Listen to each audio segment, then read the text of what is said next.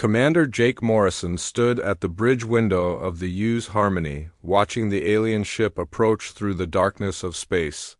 The vessel looked like a giant crystal floating among the stars, its surface reflecting light in patterns that hurt his eyes to look at directly. This was it.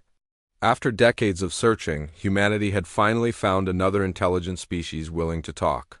"Distance closing to 5,000 meters, Commander," reported Lieutenant Susan Palmer from her station. Her voice carried the tension that everyone on the bridge felt. First contact was supposed to be exciting, but Jake felt mostly nervous. One wrong move could start a war or end humanity's chance at joining the galactic community. "All stop," Jake ordered. "Send the agreed signal." The communications array sent out a simple mathematical sequence, the same one they had been using to talk with the Zilani Confederation for the past 6 months. The crystal ship responded with the same pattern, confirming they were ready for the meeting. Ambassador Lisa Carter entered the bridge, followed by Dr. Kevin Wright, the ship's expert on alien life forms. Lisa looked calm and professional in her diplomatic uniform, but Jake noticed her hands were shaking slightly. Kevin carried a tablet full of notes about Zilani behavior patterns. Information gathered from months of careful radio conversations. "Are we ready for this?" Lisa asked Jake quietly. "As ready as we can be," he replied. "The Zilani seem friendly enough. They've been very polite in all our communications." "Polite, yes," Kevin said, looking up from his tablet. "But also very careful. They ask a lot of questions about our ship, our crew, our safety protocols. More than seems necessary for a simple meet and greet." Jake nodded. He had noticed the same thing. The Zilani seemed almost worried about something, but they wouldn't say what. Every time the humans asked about it, the aliens changed the subject. "Incoming." "Transmission," Susan announced. The main screen flickered to life, showing the interior of the alien ship. The Zilani delegation stood in what looked like a room made of living crystal. Their leader, who called himself Kethver, was tall and thin, with skin that looked like polished stone. Multiple arm-like appendages moved constantly around his body, each one ending in different types of sensors and tools. "Greetings, Commander Morrison," Kethver said through the translation device. His voice sounded like wind chimes mixed with static. "We are pleased to continue our discussions in person." "Welcome, Kethver," Jake replied with a smile. "We're honored to meet you and your people face to face." "Yes, about that," Kethver's appendages twitched nervously. "We have reviewed your ship's specifications again. There are still some concerns about the biological signatures we detected." Kevin frowned and stepped forward. "What kind of biological signatures?" "We've sent you complete medical records for all crew members. Everyone is healthy and disease-free." "Not your crew," another Zilani spoke up. This one was shorter than Kethver, with darker crystal skin. "The other life forms aboard your vessel. Our sensors detect multiple non-human biological signatures." Jake and Lisa exchanged glances. The ship's manifest listed every living thing aboard, from the crew to the plants.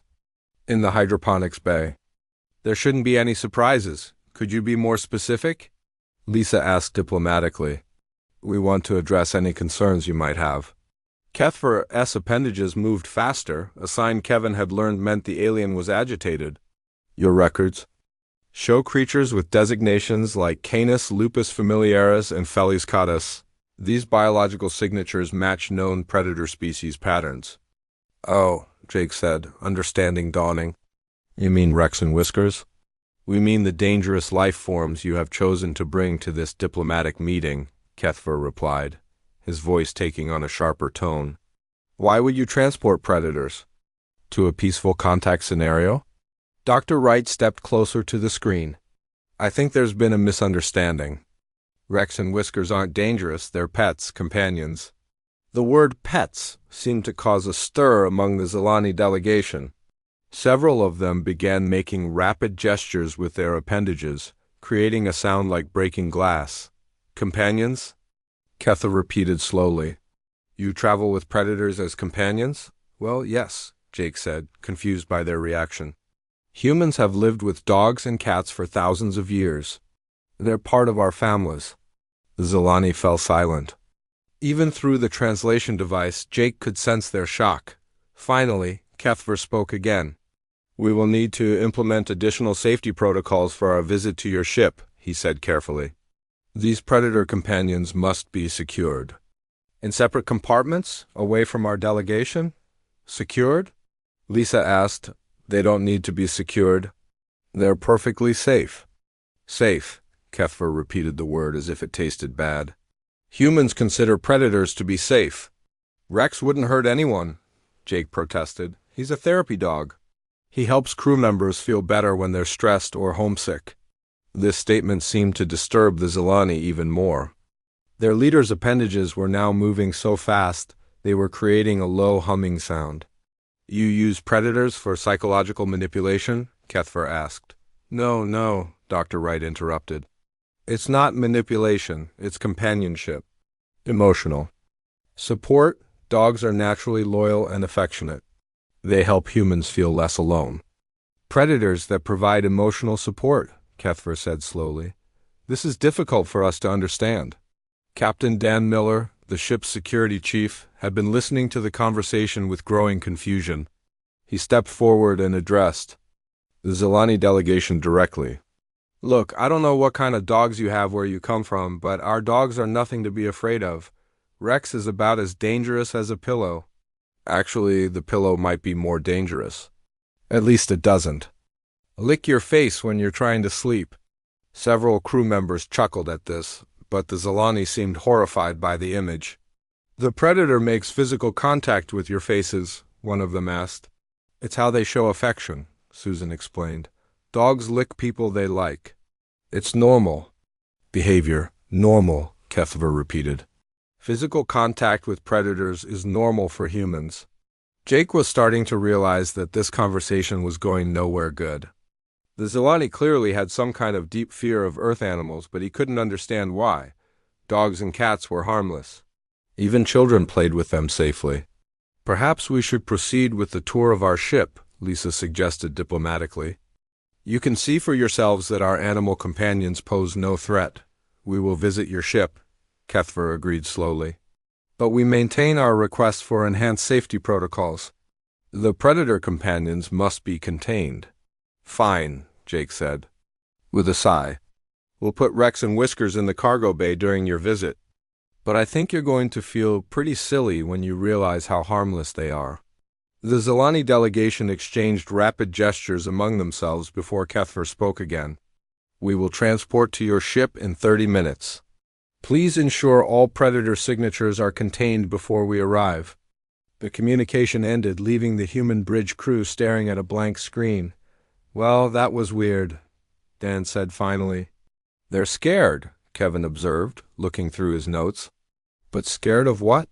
"Dogs and cats are about as non-threatening as Earth animals get." "Maybe they don't have similar animals where they come from," Lisa suggested. "Some species might not have domesticated animals at all?" Jake shook his head. "It's more than that. Did you see how they reacted when we mentioned that dogs lick faces? They acted like we were describing some kind of horror movie." "Maybe we were," Susan said quietly. "From their perspective, I mean. If they've never seen humans and animals together, maybe it really does sound scary." Jake considered this as he watched the Zilani ship hanging in space like a giant jewel. Whatever was making them so nervous they were about to find out? In 30 minutes, the first aliens humanity had ever met would be walking through their ship, and everyone hoped it would go better than this conversation had. "All right, people," Jake announced. "Let's get ready for our guests. And someone go tell Rex and Whiskers they're getting a timeout." Dr. Amy Rodriguez stood in the cargo bay watching Rex pace nervously behind the temporary barrier they had set up. The German shepherd kept looking at the door and whining softly, confused about why he was suddenly locked away from his human friends. Whiskers, the ship's orange tabby cat, sat on a supply crate washing his paw with complete indifference to the situation. "I know, boy," Amy said softly to Rex. "This is weird for all of us." The ship's intercom crackled to life. "Dr. Rodriguez, please report to conference room B. The Zilani delegation has arrived." Amy gave Rex one last pat through the barrier and headed for the meeting. As she walked through the corridors, she noticed crew members talking in hushed voices about their alien visitors. Everyone seemed excited but also confused about the strange requirements the Zilani had demanded. When Amy entered the conference room, she found the Zilani delegation huddled together at one end of the table while the human crew sat at the other. The aliens looked even more nervous in person than they had on the video screen. Their crystal-like skin was constantly shifting colors, and their multiple appendages moved in quick, jerky patterns. Commander Morrison was trying to make small talk, but the conversation felt forced and awkward. "So, Kethver, how long did it take you to travel here from your home system?" "Approximately 14 of your days," Kethver replied, but his attention seemed focused on something else. "Commander, we must ask again about the biological containment protocols. Our sensors still detect predator signatures throughout your ship. Rex and Whiskers are locked in the cargo bay, just like you asked," Jake said with barely hidden frustration. "I don't know what else you want us to do." Dr. Wright leaned forward with his tablet. "Maybe we could help if you explained what you're worried about? What exactly do you think these animals might do?" The Zilani exchanged rapid gestures among themselves before Kethver spoke. "Your records indicate these creatures possess natural weapons, sharp teeth, claws, powerful jaws designed for tearing flesh. They are clearly built for hunting and killing." "Well, yes," Amy said, speaking up for the first time. "But that doesn't mean they're dangerous to us. Evolution gave them those features, but thousands of years of living with humans has changed how they use them." "You have altered their predatory nature?" Another Zilani asked, sounding interested. "Not altered," Amy explained. "More like redirected. Dogs use their teeth for chewing toys and their hunting instincts for playing games. Cats use their claws for climbing and their hunting skills for catching toy mice." The mention of hunting seemed to make the Zilani very uncomfortable. Their skin colors shifted to darker shades and their appendages moved faster. "They still hunt," Kethver said, as if this proved his point. "Well, cats hunt bugs and small rodents," Amy admitted. "But dogs mostly just hunt tennis balls and frisbees." "Tennis balls," one of the Zilani repeated slowly. "What are tennis balls?" Engineer Pete Collins, who had been quietly listening, pulled out his personal tablet. "Here, let me show you."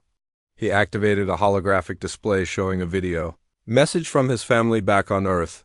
The image showed his wife and two young children playing in their backyard with a golden retriever named Buddy. The dog was chasing a bright yellow ball across the grass while the children laughed and clapped. The reaction from the Zilani was immediate and dramatic.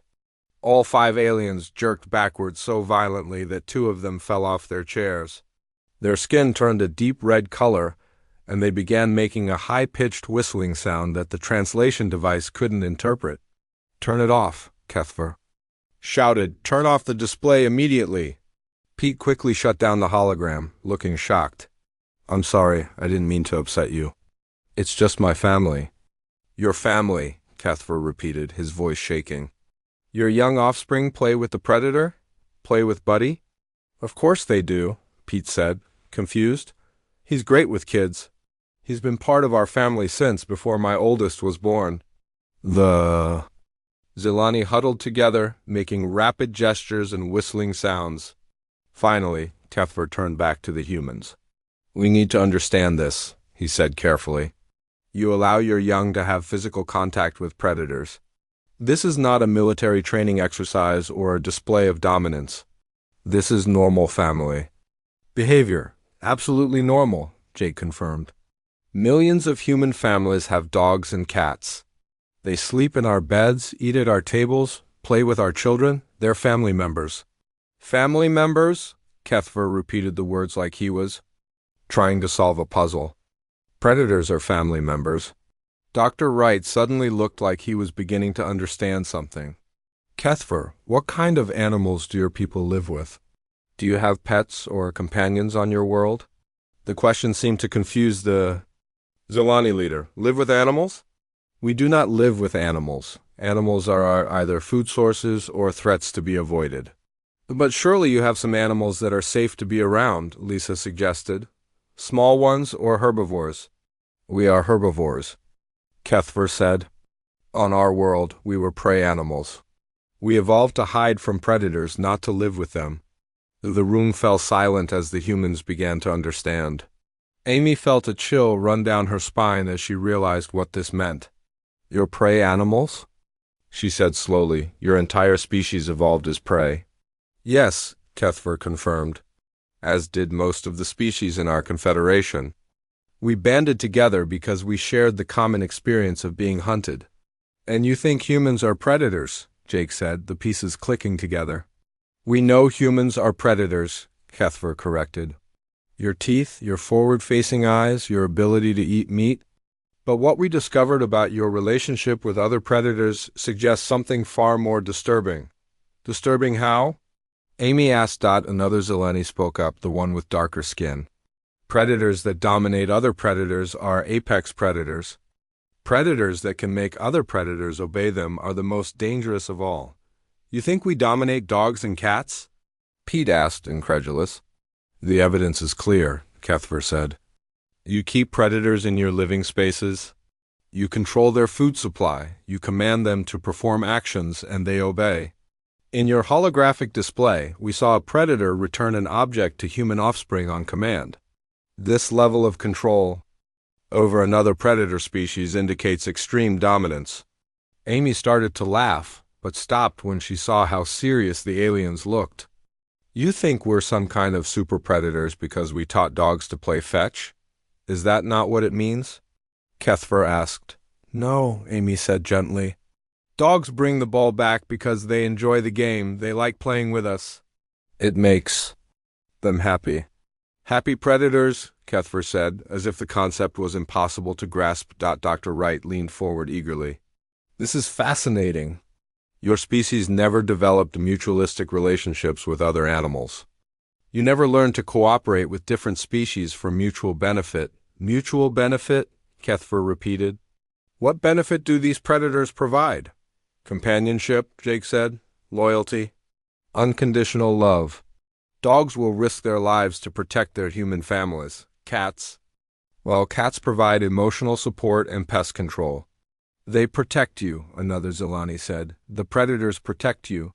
Sometimes, Amy confirmed. But mostly they just make us feel better. Coming home to a dog who's excited to see you, or having a cat purr on your lap when you're sad. They're emotional support. Emotional support from predators, Kethver said slowly. This is beyond our comprehension. Susan Palmer, who had been quietly observing, spoke up. Maybe we could arrange a controlled meeting, let you see Rex and Whiskers from a safe distance. Once you see how gentle they are, you might understand. The Zelani delegation immediately began their rapid gesture communication again, this time with more urgency. Finally, Kethver turned back to the humans. We will consider this proposal, he said carefully. But we must first report to our confederation. What we have learned here will change how our people view humanity. Change how? Lisa asked. We came here believing humans were simply another predator species, Kethver explained. We now realize you are something far more significant. You are predators who have achieved dominance over other predators. In our galaxy, such beings are the stuff of ancient fears and legends. Jake felt a sinking feeling in his stomach. What kind of legends? Legends of the ultimate apex predators, Kethver said quietly. The ones who hunt the hunters.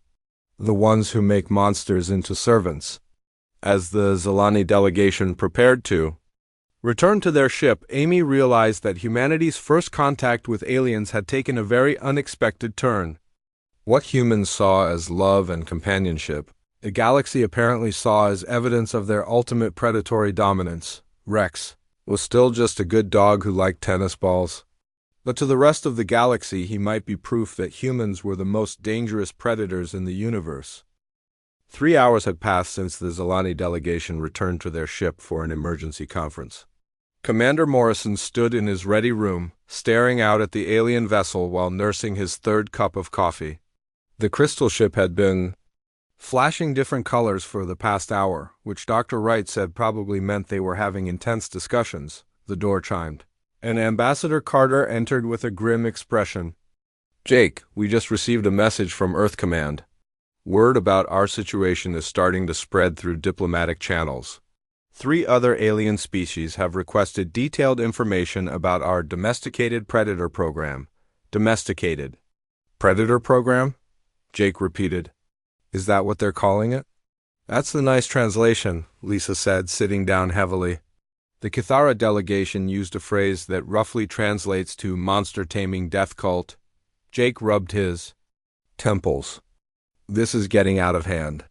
We need to fix this before it gets worse, the intercom crackled. Commander Morrison to the bridge. The Zilani are requesting another meeting. When Jake and Lisa arrived on the bridge, they found the Zilani delegation. Back on the main screen, Kethfer looked even more agitated than before, his appendages moving in quick, nervous patterns.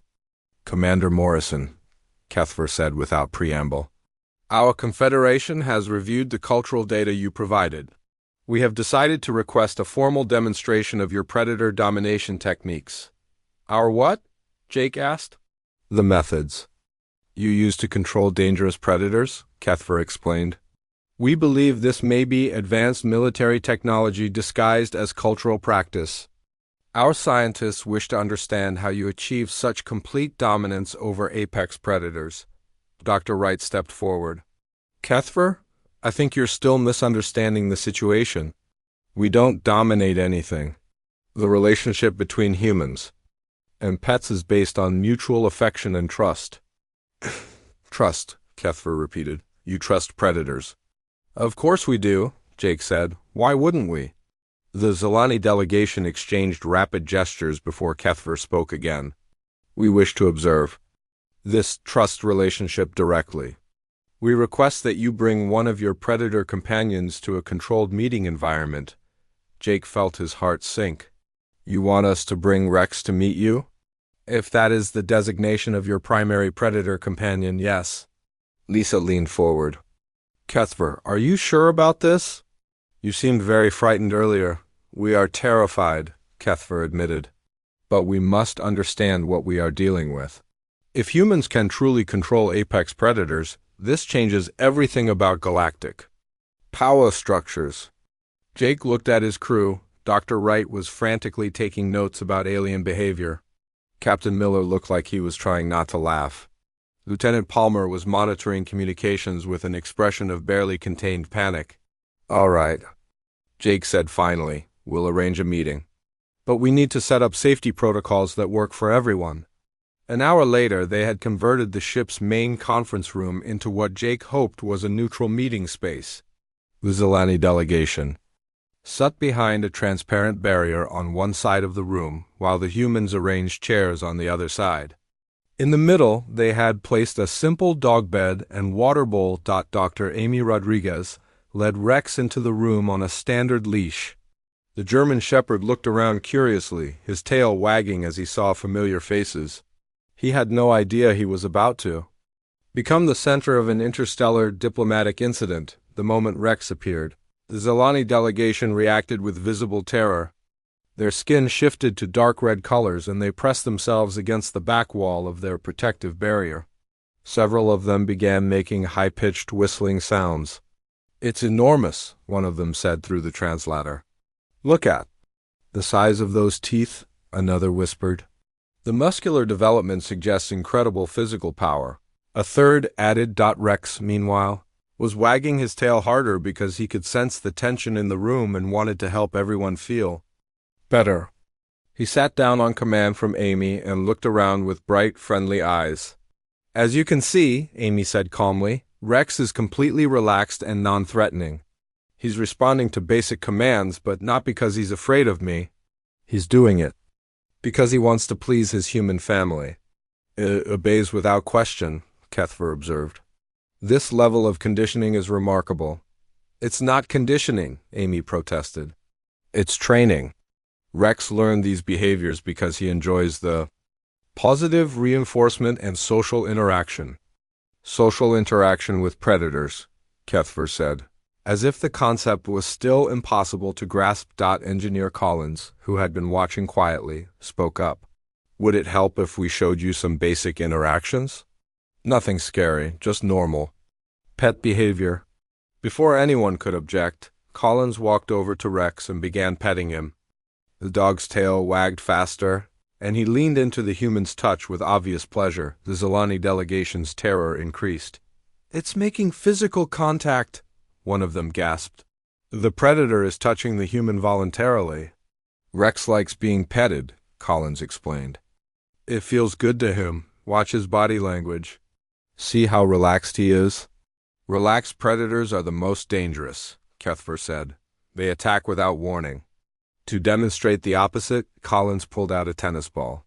Rex's eyes immediately focused on it, and his whole body tensed with excitement. "Want to play fetch, boy?"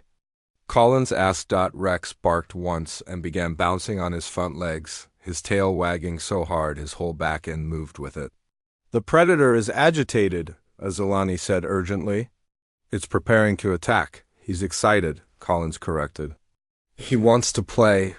Collins threw the ball across the room. Rex immediately ran after it, caught it in his mouth, and brought it back. Dropping it at Collins' feet and looking up expectantly, the Zilani delegation fell completely silent.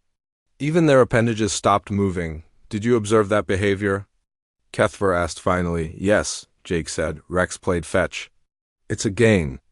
"The predator retrieved the object and returned it voluntarily," Kethver said slowly, "without coercion or threat." "That's the whole point of fetch," Amy explained. "The dog gets the ball, brings it back, and we throw it again. Everyone has fun." "Fun?" Kethver repeated. "The predator experiences enjoyment from this activity."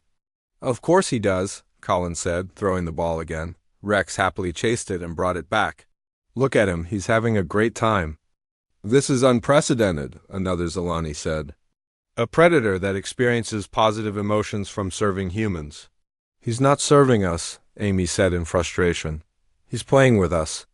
"There's a difference, is there?" Kethver asked. "From our perspective, you have achieved perfect predator control. The creature performs complex behaviors on command, returns objects when instructed, and experiences psychological reward from pleasing humans." The situation took a turn for the worse when Whiskers, the ship's cat, wandered into the room. Number 1 had thought to secure the cat because he usually avoided crowded spaces. But today, curiosity had gotten the better of him. Whiskers entered the room with typical feline confidence, surveying the scene with calculating eyes. He noticed the Zilani delegation and, with the perverse nature of cats everywhere, decided that the beings who were most afraid of him were exactly the ones he needed to investigate. "Second predator has entered the space," Azulani announced with panic in his voice. "That's just Whiskers," Jake said. "He's harmless." Whiskers, as if to prove Jake wrong, immediately began displaying classic cat behavior. He crouched low, wiggled his hindquarters, and pounced on the tennis ball that Rex had dropped. His claws extended as he grabbed the ball and kicked it with his back legs. "Attack behavior," Kethver said urgently. "The feline predator is demonstrating killing techniques. He's playing," Amy said desperately. "That's how cats play," but Whiskers wasn't done. Having conquered the tennis ball, he noticed a small piece of lint floating in the air. He immediately went into hunting mode, stalking the lint with focused intensity before leaping into the air to catch it. "Aerial assault capabilities," Azulani whispered. "Precise targeting systems," another added. "Perfect predatory instincts." Kethver concluded the final straw came when Whiskers, having successfully captured the lint, decided to bring his prize to the nearest human. He walked over to Amy and dropped the lint at her feet, then began purring loudly. "The predator is offering tribute," Kethver said with awe. "It presents its kill to the human as a gift." "It's lint," Amy said weakly. "Just lint." "The human has achieved such dominance that the predator presents its successful hunts as offerings," Kethver continued. "This level of psychological control is beyond our comprehension." Rex, not to be outdone by the cat, picked up his tennis ball and brought it to Jake, sitting at attention and waiting for the next throw. "Both predators are now presenting objects to humans," another Zilani observed. "They compete for human approval." "There," Just being friendly, Jake said, but he could see he was losing the argument. The meeting ended when Whiskers, in a display of affection, jumped onto Amy's lap and began purring loudly while kneading her legs with his paws. The Zelani delegation's terror reached such a level that they activated emergency protocols and immediately transported back to their ship. As the conference room emptied, Jake looked down at Rex, who was still sitting patiently with his tennis ball, and Whiskers, who was now washing his paw with complete. Captain Rachel Stone stood on the bridge of the UES Pioneer, reading the latest intelligence reports with growing concern. 3 weeks had passed since the incident with the Zelani delegation, and the news had spread across the galaxy faster than anyone had expected. Every species they encountered now knew about humanity's predator companions, and the reactions were getting more extreme by the day. "Captain," Lieutenant Bobby Chun called from the communications station, "we're receiving another message from the Cathara homeworld. They're officially banning all human ships from their system." "What's their reason this time?" Rachel asked, though she already knew the answer. "They say our feline death squadrons pose an unacceptable threat to their population," Bobby read from the screen. "They're particularly concerned about something called silent stalking protocols that our cats apparently demonstrate," Rachel sighed. "The Cathara were a bird-like species, so their fear of cats made some sense. But they were describing house cats like they were military weapons. Any word from the Mollusk Collective?" "They've upgraded humanity to class of threat status," Bobby reported. "According to their files, we're now classified as pack leaders of the void because of our ability to coordinate with canine hunting units." "Canine hunting units," Rachel repeated. "They're talking about golden retrievers and beagles." Dr. Nicole Green, the ship's anthropologist, looked up from her research station. "It gets worse, Captain. I've been monitoring alien communication networks. There are stories about humans spreading through at least 12 different species. We're becoming myths." "What kind of myths?" Rachel asked, though she wasn't sure she wanted to know. "The hegemony calls us beast masters," Nicole said, reading from her tablet. "They believe we can communicate telepathically with any predator species. The Aquatic Federation thinks we're apex shepherds who gather dangerous creatures from across the galaxy to serve as our army." "And the Zelani?" Rachel asked. "They've started calling us the Tamer Lords," Nicole replied. "According to their stories, we're ancient beings who have spent millennia perfecting the art of breaking predator minds and bending them to our will."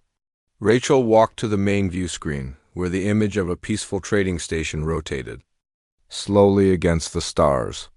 2 days ago, that station had welcomed human visitors. Now, they were refusing to let the Pioneer dock because the station's computer had detected biological weapons aboard their ship. The biological weapons were 3 cats and a corgi named Buttons. "Captain," the intercom crackled with the voice of Chief Engineer Gary White, "we've got a problem in the engine room. The new Trilarian technicians we hired at the last station just quit." "Quit?" Rachel asked. "They signed a 6-month contract." "They found out about Buttons," Gary explained. "Apparently, Trilarians are descended from creatures that got hunted by pack animals. When they saw our dog, they decided we were too dangerous to work with." Rachel rubbed her temples. "Where's Buttons now?" "He's in my quarters playing with his squeaky toy," Gary said. "I think the squeaking sound is what finally scared them off. They said it sounded like prey distress calls being used for predator entertainment." "Of course it did," Rachel muttered. The ship's intercom chimed again. "Captain Stone, please report to the communications center. We have an urgent message from Earth Command." Rachel made her way to the communications center, where she found Admiral Chris Taylor's face on the main screen. He looked tired, and there were dark circles under his eyes. "Rachel," he said without preamble, "we've got a situation. The Galactic Council has called an emergency session to discuss the human question." "The human question?" Rachel repeated. "That's what they're calling it," Chris confirmed. "Apparently, every species in the Council is now sharing stories about humanity's predator mastery abilities. Some of them want to ban us from civilized space. Others want to study us. A few are talking about forming an alliance because they think we're the ultimate military power. Chris, you know this is all insane, right? Rachel said. We're talking about house pets. Dogs that chase tennis balls and cats that sleep in sunbeams. I know that, and you know that, Chris replied. But the galaxy doesn't know that. Do you want to hear some of the stories they're telling about us? Rachel nodded reluctantly. The Centauri Republic believes we're the descendants of an ancient warrior race that conquered their home planet by turning the native predators against them, Chris said. They have no evidence for this, but they're convinced it's true because we display the same predator control abilities. What about the others? The insectoid hive thinks we're a collective consciousness that can share minds with any creature that has teeth or claws. Chris continued. The crystal beings are convinced we're energy vampires who feed on the fear of other species by keeping terrifying pets as trophies. Rachel felt a headache coming on. And the Vegetable Republic? They're the worst, Chris said grimly. They think we're chaos gods who corrupt the natural order by making predators and prey coexist. They've started a religious movement calling us the harmonizers of horror. This is getting completely out of hand, Rachel said. It gets worse, Chris warned. 3 different species have requested detailed tactical information about our animal warfare capabilities. They want to know if we can train alien predators to serve human interests. Can we? Rachel asked sarcastically. Well, Dr. Patterson, on Luna Colony did teach a Rigelian sandcat to use a litter box, Chris said. But I don't think that's what they're asking about. Rachel looked out the window at the stars. Somewhere out there, billions of aliens were telling stories about humanity's terrifying power over the beasts of the galaxy. Meanwhile, back on Earth, millions of families were feeding their dogs breakfast and wondering why their cats kept knocking things off tables. Chris, what's our official response to all this? We're trying to set up cultural exchange programs, Chris said. We want to show alien species that our pets are harmless. But so far, no one's willing to volunteer. Can't blame them, Rachel said. If I thought another species could control apex predators with their minds, I wouldn't want to get too close. Either there's something else, Chris said, his expression growing more serious. We've intercepted communications suggesting that some species are planning to develop countermeasures against our predator forces. What kind of countermeasures? Sonic weapons designed to disrupt what they think is our telepathic connection. To animals, Chris explained. Energy shields that supposedly block predator pheromones. One species is even working on mechanical suits that they believe will protect them from coordinated beast attacks. Rachel shook her head in disbelief. They're preparing for war against golden retrievers and house cats. From their perspective, they're preparing for war against us, Chris corrected. They see our pets as extensions of our military power. Every wagging tail is a threat. Every purr is a psychological weapon. What about the species that want to ally with us? They're almost worse, Chris said. The warrior clans of Zephyr want to hire us as military advisors. They think we can teach them how to dominate the apex predators of their enemies. The Merchant Guild is offering us exclusive trading rights in exchange for predator control, training, and the Galactic Council. They're split, Chris said. Half of them want to quarantine humanity until they can figure out how dangerous we really are. The other half want to study us to learn our predator mastery secrets. Rachel sat down heavily in her chair. So let me get this straight. We're either going to be banned from galactic society or studied like lab rats, all because people like having dogs and cats as pets. That's about the size of it, Chris confirmed. What's our next move? We're going to try one more diplomatic approach, Chris said. We're sending a delegation to the neutral zone with detailed information about human-animal relationships. We'll have experts in animal behavior, historians who can explain how domestication happened, and psychologists who can discuss the emotional benefits of pet ownership. And if that doesn't work, then humanity might have to accept that we're the most feared species in the galaxy, Chris said quietly. Oh, because we taught dogs to sit and cats to purr. After the transmission ended, Rachel sat alone in the communications center, thinking about the absurdity of their situation. Somewhere in the ship's quarters, Buttons was probably chasing his own tail, completely unaware that his playful antics had convinced an entire galaxy that humans were supernatural predator lords.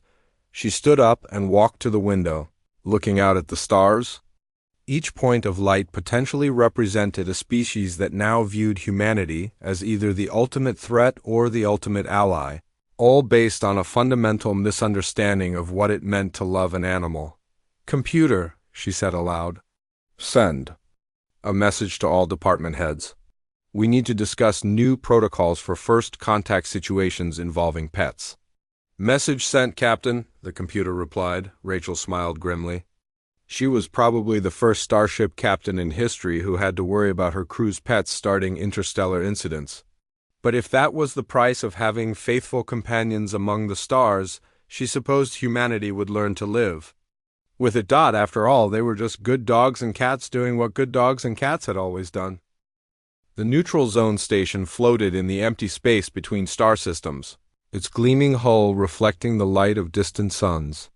Inside the main conference hall, representatives from dozens of species had gathered for what many considered the most important diplomatic meeting in galactic history. The subject was simple: were humans a threat to galactic peace because of their relationship with Earth animals? Commander Jake Morrison sat at the human delegation table, flanked by Dr. Amy Rodriguez and a team of Earth's best animal behaviorists. Across the vast circular chamber, alien representatives whispered nervously among themselves. The Zilani delegation sat behind extra protective barriers. The Kithara had insisted on being seated as far from the humans as possible. Even the normally confident hegemony representatives looked uncomfortable. At the center of the chamber, a young Zilani scientist named Murthia stood at the speaking podium. She was smaller than most of her species, with lighter crystal skin that shifted between blue and green colors. Unlike the other Zilani, she didn't seem terrified of the humans. "Fellow delegates," Murthia began, her voice carrying clearly through the translation system, "I have spent the past month studying human culture and biology. I believe we have misunderstood the nature of their relationship with predator species." A murmur ran through the assembled aliens. Kethver, leading the Zilani delegation, looked displeased with his junior colleague. "The evidence is clear," interrupted a Kithara representative, his feathers ruffling with agitation.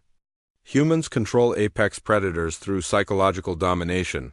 They are the ultimate threat to prey species everywhere." "That is incorrect," Murthia said calmly. "I have analyzed hundreds of hours of human-animal interaction recordings. The relationship is not based on domination. It is based on mutual cooperation and emotional attachment." "Emotional attachment to predators is impossible," declared a mollusk collective speaker. "Predators exist to hunt and kill. They cannot form emotional bonds with other species." Jake stood up from his seat. "May I address the assembly?" The chamber fell silent. Even with all the protective barriers and security measures, the presence of a human still made most of the aliens nervous. "I've been listening to your discussions for 3 days," Jake said, his voice steady and calm. "You've called us beast masters, apex shepherds, and tamer lords. You think we're either the most dangerous species in the galaxy or the most powerful allies you could have, but you're wrong about both." He activated a holographic display showing a simple video from Earth. The image showed an elderly human woman sitting in a garden, reading a book while a large dog slept peacefully beside her. "This is my grandmother," Jake said. "Her name is Helen Morrison. She's 84 years old, and she's not a warrior or a predator lord. She's a retired teacher who grows flowers and bakes cookies for her neighbors." The assembled aliens watched the peaceful scene with obvious confusion. "The dog beside her is named Charlie," Jake continued. "He's 12 years old, which is quite elderly for his species. He can't hunt anything more dangerous than a tennis ball. He spends most of his time sleeping and asking for belly rubs." The video showed Charlie waking up, yawning, and gently placing his head on the woman's lap. She smiled and scratched behind his ears. "Watch their interaction," Jake said. Charlie isn't obeying my grandmother out of fear or conditioning. He's seeking affection because he loves her. And she's giving it freely because she loves him back. Love, Murthia repeated. This is the key concept we have been missing. Dr. Rodriguez stood up and joined Jake at the podium. The relationship between humans and dogs evolved over thousands of years, she explained. Early humans didn't conquer wolves and force them to serve. Instead, some wolves began following human groups because they benefited from the relationship. They received food scraps and protection, while humans gained hunting partners and guards. Over many generations, Jake added, the wolves that were most successful at living with humans were the ones that could communicate with us, understand our emotions, and work cooperatively with us. They became dogs not through domination, but through partnership. A hegemony representative raised one of his many arms, but your animals obey your commands. They perform complex behaviors on request. How is this not evidence of control? Because they choose to, Amy said simply. Watch this. She activated another holographic display, this one showing a human child trying to call a cat. The cat looked at the child, considered the request for a moment, then walked away in the opposite direction. Several aliens made confused noises. Cats do what they want, Amy explained. They can't be forced to obey commands. They cooperate with humans when it benefits them or when they feel like it. The fact that they choose to live with us proves the relationship is voluntary. The display changed to show the same cat later, purring contentedly in the child's lap while the child gently petted it. The cat returned because it wanted affection, Amy continued. Not because it was commanded to, but because it chose to seek comfort from a human it trusted, Murthia stepped forward. I have observed this pattern in all the human-animal interactions. I studied the animals have free will. They can choose to leave, to ignore commands, or to seek attention. The humans respect these choices. But the level of cooperation is still unprecedented, argued a crystal being representative. These predators risk their lives to protect humans. They share food, territory, and even sleeping spaces. Such behavior defies natural law. Not natural law, Jake said. Just your understanding of it. Cooperation between species isn't unknown. In nature, it's just rare between predators and other species. Dr. Rodriguez activated a new display showing various examples of interspecies cooperation from Earth. Cleaner fish that remove parasites from larger fish. Birds that warn zebras about approaching predators. Flowers that provide nectar to bees in exchange for pollination. Cooperation is actually very common on Earth. But these are simple exchanges, protested a Vegetable Republic delegate, not complex emotional relationships. The complexity developed gradually, Amy explained. Over thousands of years, humans and dogs learned to read each other's emotions, understand each other's needs, and provide mutual support. It wasn't instant, it was evolution. Jake looked around the chamber at the assembled aliens. We're not predator lords or beastmasters. We're just a species that learned to make friends with other species. And those friendships made both sides stronger. Friends, Murthia repeated thoughtfully. Interspecies friendship. This concept exists in your culture? It's one of our most important concepts, Jake confirmed. We believe that differences between species can be overcome through understanding, patience, and mutual respect. The same principles you're trying to apply to galactic diplomacy, Murthia observed. Exactly, Jake said. We want to be friends with your species too. We want to understand your cultures, learn from your knowledge, and work together for mutual benefit. The chamber fell silent as the aliens considered this. Finally, Kethver spoke up. If this is true, he said carefully, then humans are not the apex predators we feared. You're something else entirely. What are we? Jake asked. You are a species. That turns enemies into allies, Kethver said slowly. You transform conflict into cooperation. You find friendship where others see only danger. In our legends, added a Cathara delegate, such beings are called harmony makers. They are said to bring peace between natural enemies. We just call it being human, Amy said with a smile. Over the following hours, the mood in the chamber began to change. Aliens who had been terrified of humans started asking questions about pet care, animal psychology, and interspecies communication. The Mollusk Collective requested information about therapy animals for their wounded veterans. The hegemony wanted to know if similar relationships might be possible with species on their own worlds. Murthia approached the human delegation during a recess. "I have a request," she said quietly. "Would it be possible for me to meet one of your animal companions? Under controlled conditions, of course." Jake smiled. "I think that can be arranged." The next day, a small group of volunteer aliens gathered in a specially prepared meeting room aboard the human ship. Rex sat calmly beside Amy, wearing a vest that identified him as a therapy dog. The aliens watched nervously from behind protective barriers. "Rex has been trained to help people feel better when they're scared or sad," Amy explained. "He can sense emotions and responds with gentle, comforting behavior." Slowly, carefully, Murthia approached the barrier. Rex looked at her with calm, intelligent eyes. His tail wagged slightly, but he remained still. "He's not aggressive," Murthia observed. "His body language suggests curiosity, not hostility." "Would you like to touch him?" Amy asked. "He's very gentle." With trembling appendages, Murthia reached through a small opening in the barrier and briefly touched Rex's head. The dog remained perfectly still, allowing the contact without moving or making any sound. "His texture is softer than I expected," Murthia said with wonder. "And he's warm." "I can feel his contentment." "He likes meeting new people," Amy said. "Even alien people." When the formal sessions concluded, the Galactic Council reached a unanimous decision. Humanity would be welcomed into the galactic community with a unique designation. They would be known